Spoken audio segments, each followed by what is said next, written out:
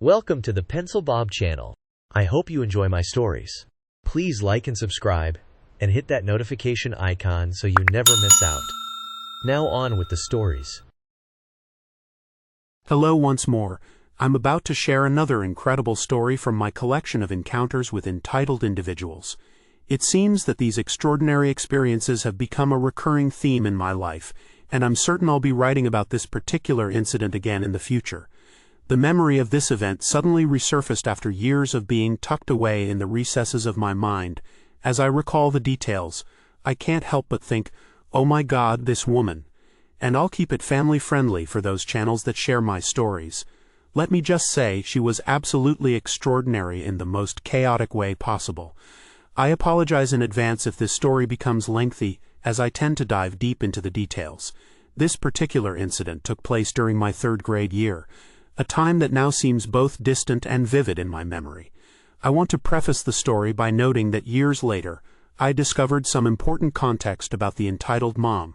It turns out she had some underlying issues that weren't fully recognized or treated at the time. Her family had suspicions about her behavior, particularly because she had been even more challenging with her older children, who ultimately moved out as soon as they turned 18.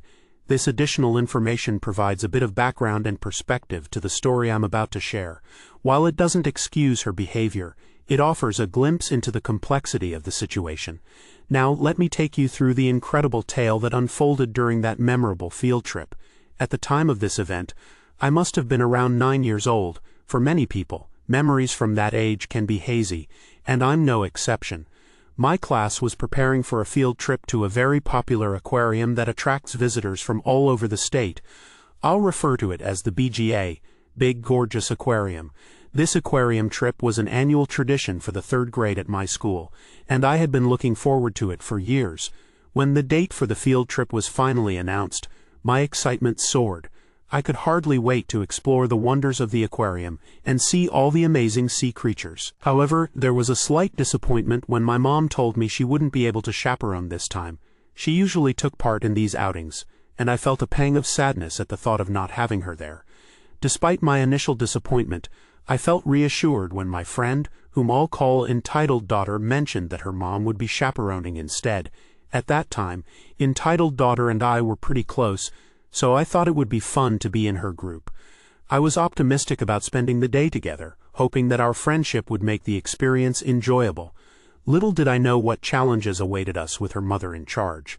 Fast forward to the day of the field trip, and I was brimming with excitement. I had the pleasure of meeting some of my friends' parents, and I eagerly anticipated the group selection process. However, my enthusiasm quickly deflated when I was placed in entitled mom's group. To describe entitled mom's appearance, it was clear that personal hygiene was not a priority. She emitted an unpleasant odor, suggesting she hadn't showered in days. Her clothes were stained and disheveled, giving an overall unkempt impression. Her makeup was particularly striking, and not in a positive way. Her lip liner was smudged, oddly pointing towards her chin, and had been reapplied in a sloppy manner. Her eye makeup was equally messy, with thickly applied mascara and haphazard eyeliner. Her hair completed the picture of neglect, appearing very messy and poorly maintained. Reflecting on her appearance, I realized that even as a child, I had an instinctive sense that something was amiss with entitled mom. My younger self could sense a need to distance myself from her, as if subconsciously recognizing that something wasn't quite right. The way entitled mom interacted with others was jarring. She spoke to her daughter with saccharine sweetness, but her demeanor would instantly change when addressing the other children in the group, treating us with obvious disdain. The contrast was so stark that I genuinely felt she would have physically removed us from her presence if she could have. Such was her apparent dislike for us. I felt incredibly uncomfortable in her presence. When I politely tried to introduce myself, she responded with a scoff and an eye roll, immediately setting a negative tone for our interactions. I briefly considered switching groups but was informed that this wasn't allowed. I tried to console myself with the fact that at least my entire friend group was with me, along with entitled mom and entitled daughter. Little did I know how challenging the day would prove to be despite this small comfort. We boarded the bus, which was quite fancy, with comfortable 3-seat arrangements. Entitled mom was already seated, with entitled daughter sitting next to her. As I approached, entitled daughter called me over, seemingly wanting me to sit with her. However, as soon as I got close, Entitled Mom's reaction was shockingly abrupt. She glared at me and simply said no. Nothing more, nothing less. Her response was so curt and dismissive that it felt like she was speaking to a dog rather than a child.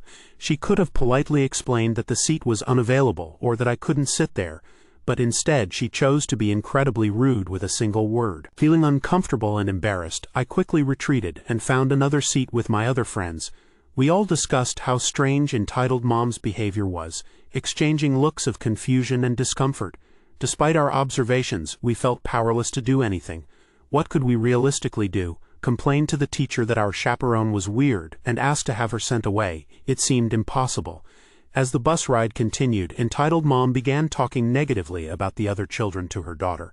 Her constant criticism and harsh comments made even Entitled daughter visibly uncomfortable.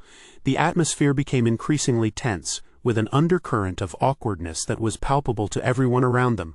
Finally, we made it to the BGA, and Entitled Mom started complaining as soon as we stepped off the bus. Her comments were relentless and increasingly irritating. "I don't understand why you all needed to go so far out," she muttered, followed by, "This field trip is stupid," she continued with, "Such a long and unnecessary trip. I'm never coming again." On and on she went, her grievances seemingly endless. Truly, I felt uncomfortable listening to her constant stream of complaints. I couldn't figure out if she was still talking to her daughter or if she was simply talking to herself. The situation was becoming more awkward by the minute, and the other parents were visibly uneasy. In an unexpected turn of events, it became apparent that Entitled Mom thought she was talking to one of the other parents. However, her incessant negativity had the opposite effect of what she might have intended. All the parents grew increasingly uncomfortable and eventually stopped engaging with her altogether, creating an awkward silence around her. We went straight to lunch after arriving, hoping for a reprieve from the tension. However, as soon as we finished eating, Entitled Mom called Entitled daughter entitled for still being hungry.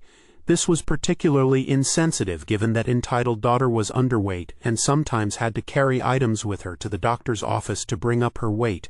To make matters worse, Entitled Mom made us sit at lunch for 15 minutes longer than necessary. She insisted on finishing scrolling on her phone and eating her lunch at a leisurely pace, seemingly oblivious to the discomfort she was causing everyone else in the group.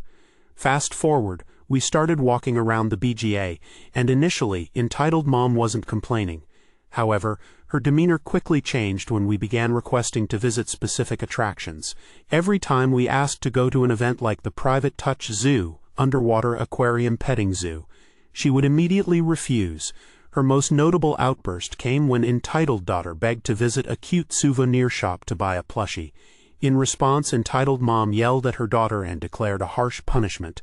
We would not go to any souvenir shop and would not be buying anything, even if we had brought our own money. Ironically, the only reason we ultimately visited a souvenir shop was because Entitled Mom saw something she wanted. When one of the children threatened to tell the teacher and their parent, and potentially run away, it created an uncomfortable situation. This implied threat seemed to work, and we ended up going to a cheap shop. At the time, we were happy with the visit. Though looking back, it was the smallest shop with very limited offerings. But as young children, we were easily satisfied with almost anything. Throughout the rest of the day, Entitled Mom consistently manipulated our group's activities in a frustratingly arbitrary manner. When someone would express interest in seeing the turtles and request to visit the turtle section of the aquarium, she would instead take us to the underwater petting zoo. If another child asked to go to the sand and seaweed education area, where we could learn about shells and do fun sand activities, she would redirect us to the whale activities. Conversely, when someone requested sand activities, she would take us to the turtle exhibits. This pattern of deliberately misguiding and controlling the group's movements continued for the remainder of our field trip, creating a sense of frustration and confusion among the children. I was relieved when it was finally time to leave, but our departure was delayed because Entitled Mom suddenly decided to indulge in an activity her daughter wanted to do. Her justification was both arrogant and inconsiderate. "The bus won't leave without us, so we can take our time," she declared. This disregard for the schedule and the rest of the group's time was typical of her behavior throughout the day. Eventually, another parent had to search for our group and practically drag us back to the bus. Entitled Mom's reaction was childish. She looked as if she was on the verge of throwing a tantrum, clearly displeased at having her authority challenged. As we boarded the bus, there was a tension in the air. Things seemed relatively calm on the surface, but there was an underlying strain that everyone could feel. During the ride, entitled Mom continued her pattern of complaints, this time focusing on what she perceived as our entitled behavior, which ironically was just us asking to participate in the planned activities. She repeatedly emphasized how she would never volunteer for such a trip again, a statement that brought secret relief to many of us. Upon arriving at the school, I made an attempt to be polite, thanking her for the great time despite my true feelings about the day. Entitled Mom's response was cold. She simply ignored me and rolled her eyes, making no effort to hide her disdain. Once I got home, I chose not to share the day's negative experiences with my parents. This decision wasn't because I thought the day had been enjoyable, but rather because I had been taught to never question or judge another adult or parental figure. Looking back, this ingrained respect for authority, while well-intentioned, prevented me from expressing legitimate concerns about an adult's inappropriate behavior.